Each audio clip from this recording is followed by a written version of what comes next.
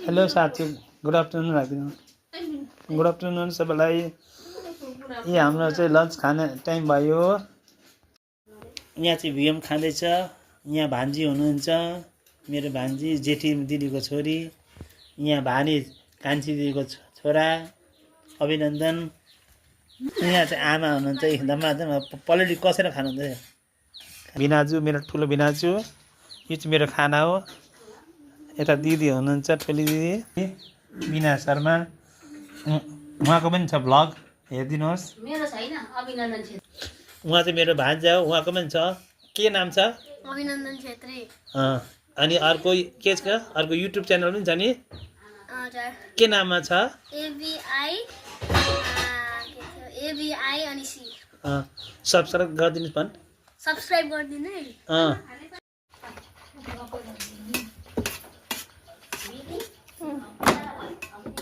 होइन अहिले छ, पुग्छ होला।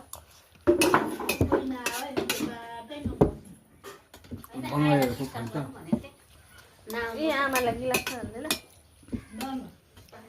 कस्तो भएको छ खाना?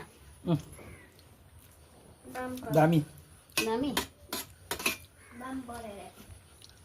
बाम्पर भनेको मेरो मासु कस्तो भएको छ? माछा भयो कसो आयो पाउ मिठो काटेर माथिबाट नि है त्यसै आयो कस्तो हतार हतारमा पकाएको।